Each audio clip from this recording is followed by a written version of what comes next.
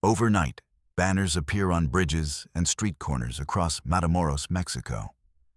Handwritten, unsigned by any government, addressed to an army the cartel itself built.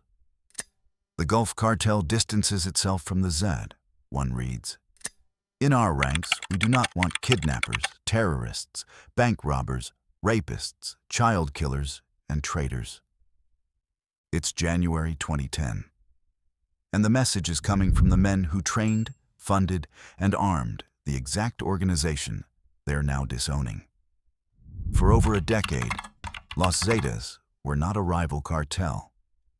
They were a weapon, built by the Gulf Cartel out of the Mexican Army's own deserters, engineered specifically to be more disciplined and more lethal than anything Mexican law enforcement could field against them. Then the weapon decided it didn't need an owner.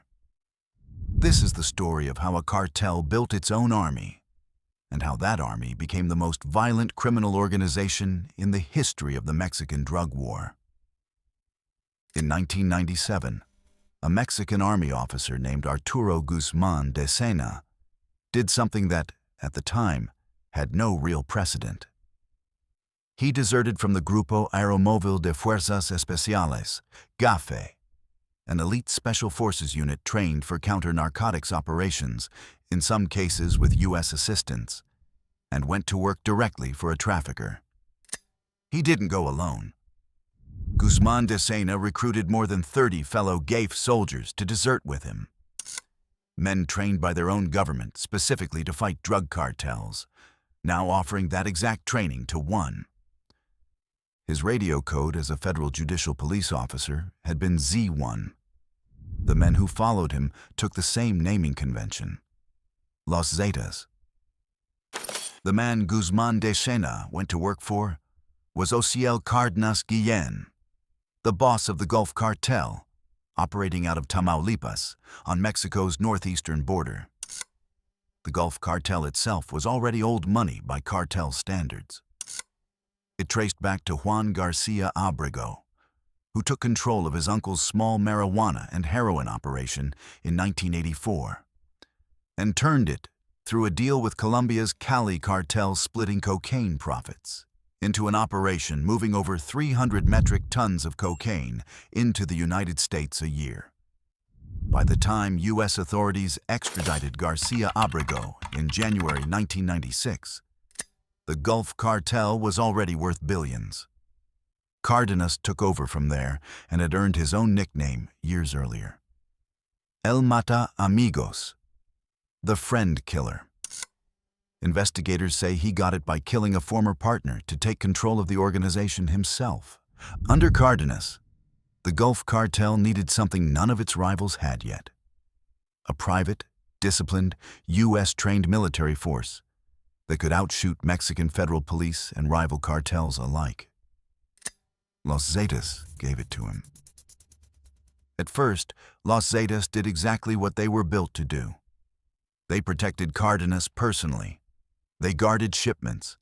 They fought off the Sinaloa cartel's attempts to take Gulf territory during the brutal early 2000s turf wars.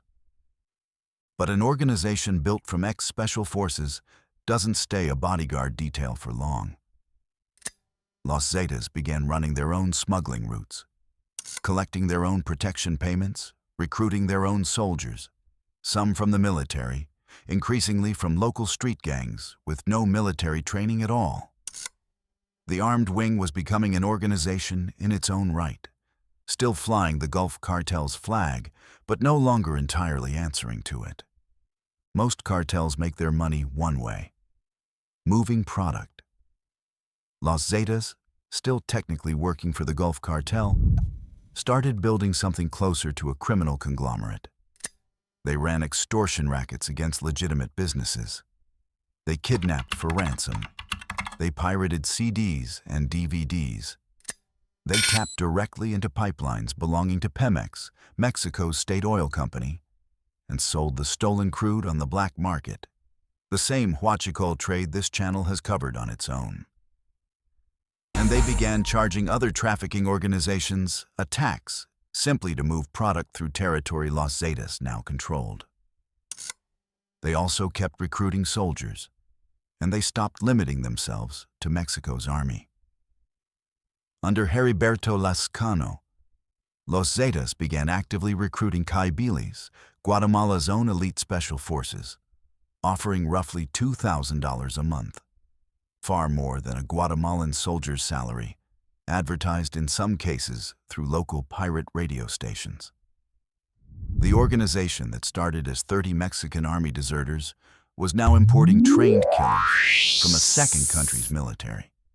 By the time anyone called them a mere enforcement wing, that description had stopped being true for years. In 2003, Mexican authorities arrested Ociel Cardenas Guillen.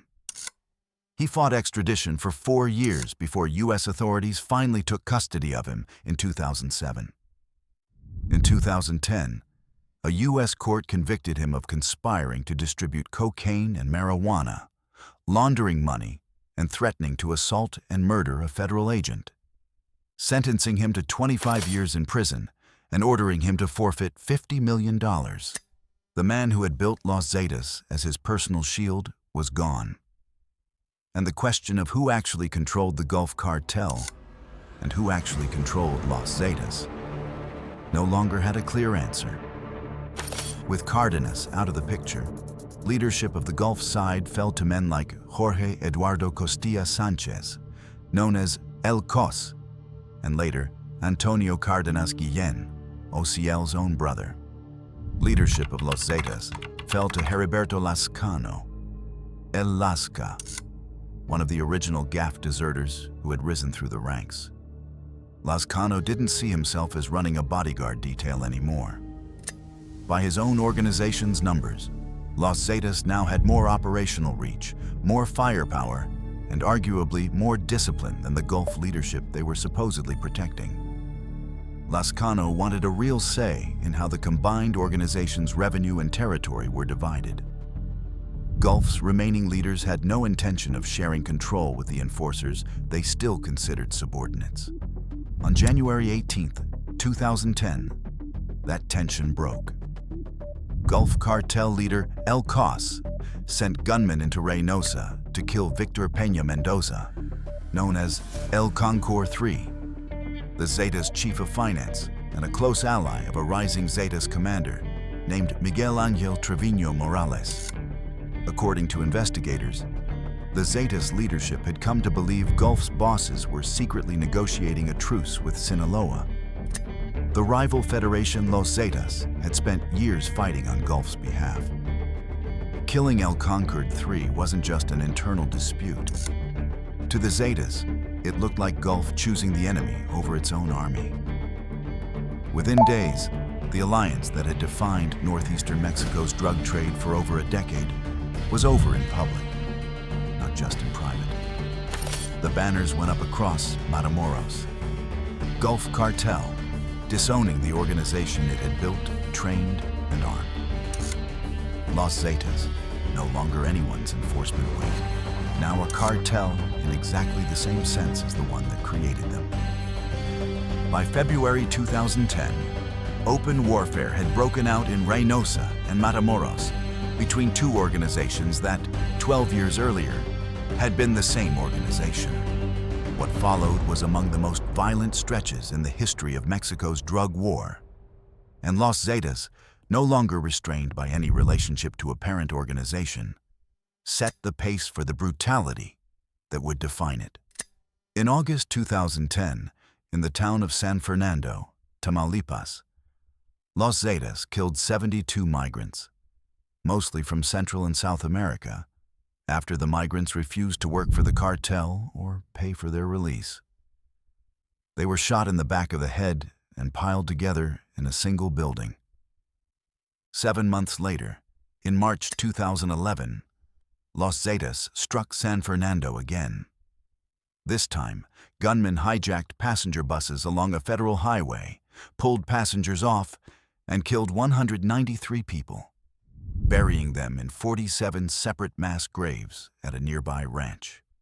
Mexico's own Attorney General's office later found that local police in San Fernando had worked as lookouts for Los Zetas during this period, warning the cartel when buses were approaching. The institution meant to stop this had, at the local level, been folded into it.